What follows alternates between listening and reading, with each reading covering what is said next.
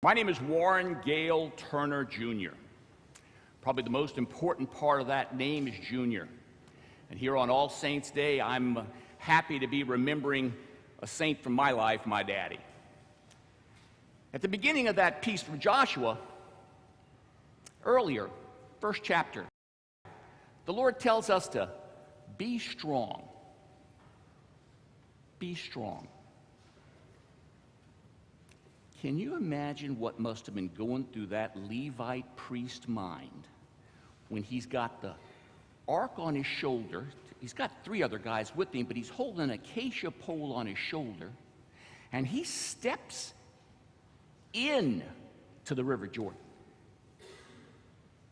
I mean, they told him it was going to be fine, but can you imagine what's run through? I've got some faith, ladies and gentlemen, but that takes some serious faith to, step into that river. You ever seen pictures of that river? I mean, when it's at full tide, it's like the James when it's flooding.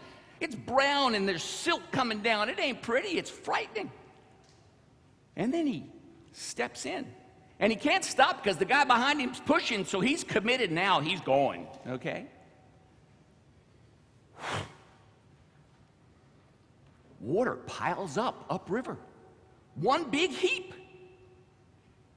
Well, so far, so good. He walks out. It's on dry land. He walks out. Doesn't have much choice because the guy behind him's pushing, and the guy to his other side is walking along with him. And they stand there, and all of a sudden, here comes the entire nation of Israel. Think about it. There's a wall of water up here, and I'm believing that if I still stand here with the ark, we're going to be fine. We're going to be fine. We're going to be fine, aren't we?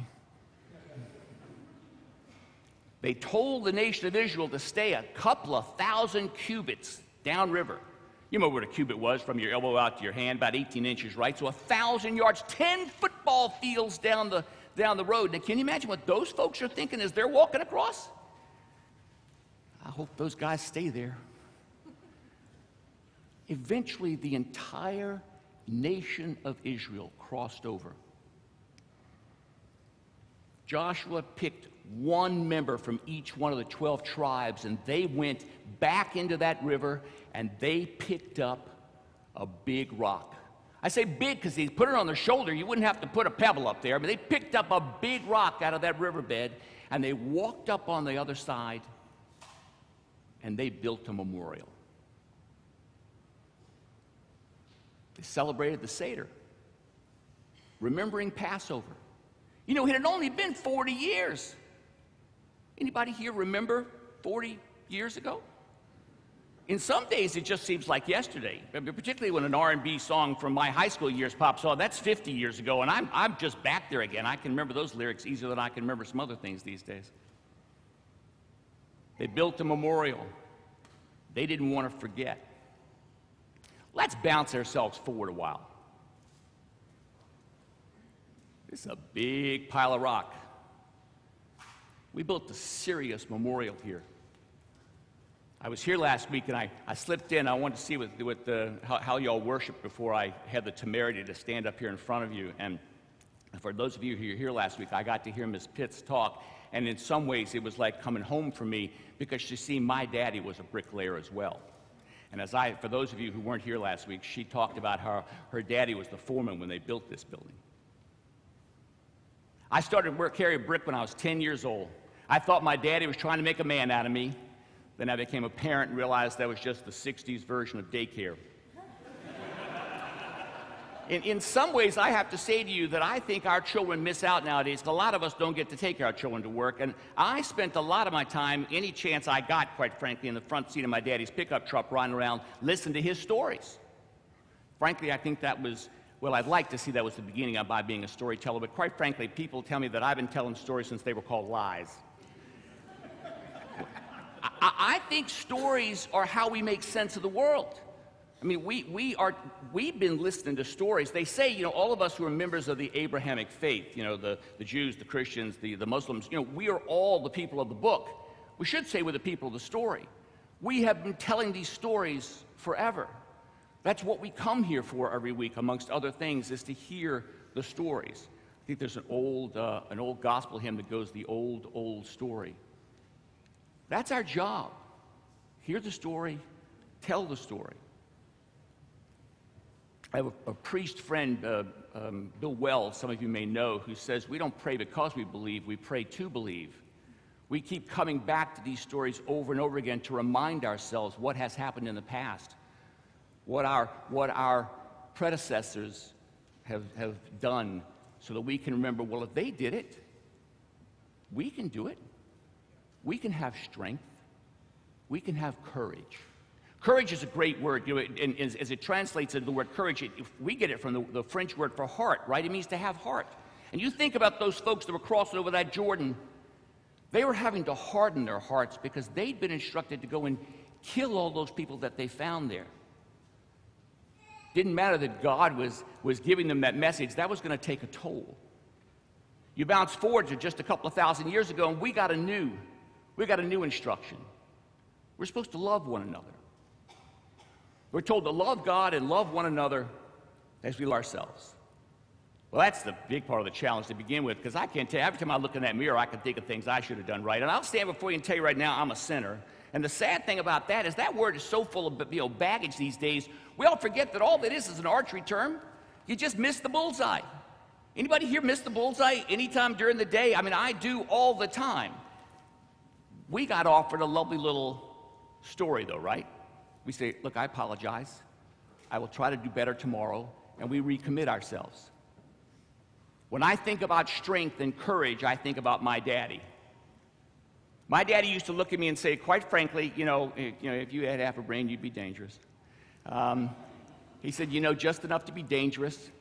But this was after he'd made me a foreman, and I used to look at him and say, look, you gave me the responsibility. You got to accept some responsibility for this, right?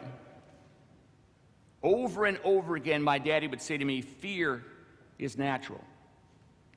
There's nothing wrong with being afraid. It's how you stay alive. It keeps you from doing stupid things, generally. Courage is when you do what's got to be done in spite of it. Any of y'all seen your new strategic plan? Anybody here seen your new strategic plan? Good, so some of you know, so you can talk to the others who haven't, okay? Y'all have set out some pretty auspicious goals for yourself, so let us take this story 1,000 days into the future. It's going to be 2020. Everybody's got perfect 2020 hindsight, so we're going to be down the road, and we're going to be looking back, and we're going to be laughing. We're going to be laughing at the fears that we had, because here you stand on this side of the river road, and you're being asked to step out onto dry ground and invite people to come here. You're going to be asked, you've already been asked, to encourage people who are already here to step up to the plate. Make room for younger people to have a role. Find ways to encourage the young people, because we all know this is the roughest time. This is when they leave. Let's face it, about high school or college years, so many of them walk away. Some of us come back, but many of them don't come back again. Some of them have never been here. Some of them some of the folks out there on the other side of River Road have never set foot in a church. And the job isn't to get them to come to Sunday school first. The job is just to get them on the grounds. First time I came here, I pulled in, I was coming to the office, and I'll tell you, I saw a sign that said the office, and I was like, oh, thank heavens. Because nobody wants to not know what you're doing. Nobody wants to look foolish, right? And so I pulled right in and came in, and I was greeted warmly. It was a lovely meeting. I came back again, but I already knew the way, and so I zipped on in. Then last Sunday I came, and I went, how do you get in the church? I just took a hunch and went right. When I left, I saw that pretty metal sign on the front there that's all blue. But you see, last time, red and blue and white. But the previous week, I had seen the little sign down at eye level, and I was looking for another sign like that, so I was totally confused. I pulled myself around back. There was one other car that pulled in at that time, and thank heavens it was the Rhodeses. I said, how do you get in here? And they pointed towards the glass doors, and I started walking, and then I saw that door open, and as my dad used to say, fools rush in where wise men fear to tread, so I didn't hesitate to come on in. I was greeted warmly. So I know you people are gracious. I know you have no difficulty welcoming somebody in the door. Came on in, I sat next to Miss DeVoe down there and in front of the drums, and they were just as sweet to me as they could possibly be. I got to hear Miss Pitts share her story. I've got nothing but lovely things to talk about this community. I imagine you've got more stories. I understand y'all have been working with my dear friends Les and Judith for the last month or so, and they were encouraging you to tell your stories. Now, we're Virginians, so let's face it, all we are is stories. You set us down, we'll tell you what our daddies did, what our granddaddies did. You know, if you sit there long enough, we'll talk about our great-great-greats, whoever they may be. The challenge, though, is they tell us the meek are going to inherit this earth. Well, we're not big on going out and waving a flag and drawing attention to ourselves. And wait a minute, you want me to go out to somebody and say, you want to come to church with me? This is where courage comes in. You know, the latter part of that, blessed are the folks who are going to get reviled because they say horrible things in my name. And I'm like, see, that's what I'm worried about. I'm going to be reviled. Pay the piper now, pay the piper later. Somebody, ain't no such thing as a free lunch, so sooner or later, but keep in mind, once they're here, they're one of us. This is Alden. Where's Carolyn? Hi, welcome. I got to be candid, I was looking for a baby. We are going to do some interesting things here. I say we because, frankly, I consider myself one of you now. I go to Holy Comforter, but I've already discovered I got a bunch of friends here, so who knows, you know, I'm like a bad penny, I keep showing up.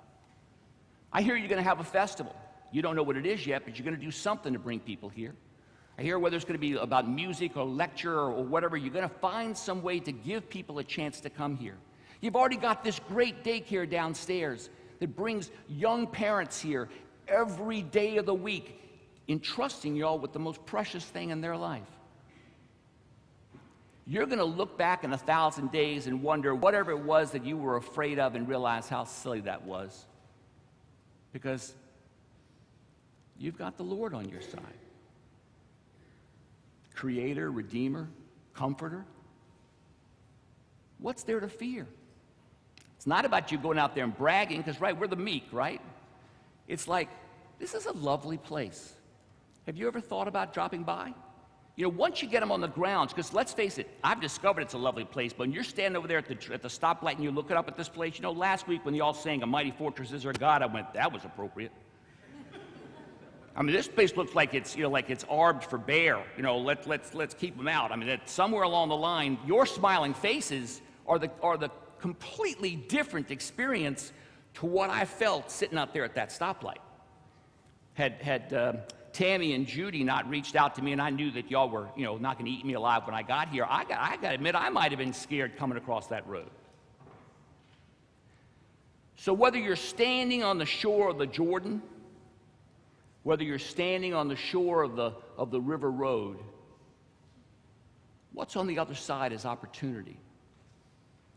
What's on the other side is a chance for us to meet people, to soften our heart, to listen to their stories. So I'll end with what to me is one of the most important things any of us can do for anyone, and that's listen. Not listen so you've got your chance to talk, but listen so you can hear the other person. There used to be a billboard over on Broad Street, forgive me, that said it's hard to hate somebody once you know their story. It's hard to really judge somebody when you actually know what they've been through. You know, let's face it, most of us sit in these pews on a Sunday, you know, saying, Lord, please forgive me. I was doing my best, I swear I was, I promise I was. Make time to listen to one another. Make time to listen to the children. I'm not saying there won't be a time for you to tell. What I've discovered is that when you listen to folks, sooner or later, they'll make time for you. Some folks, it takes a long while for them to tell everything they need to tell before they get around to listening. But our job is to love one another and love God. And I don't know any other way to show that I love God than by loving God's creation. And so that's y'all and even me sometimes. Tell your story. Tell your stories about the troubles you face. Because, you know, there's only 4 things necessary for a story, right? It's people in a place with a problem, and then there's some kind of change. Change could happen to the protagonist of the story. The change could happen to you. I find frequently, whether I'm listening or I'm telling, I experienced what is the holy grail of theater, which is catharsis. It moves my heart. So I will leave you with my heartfelt thanks because you've done what I think is one of the nicest things anybody in the world can do. You have listened to me. Thank you.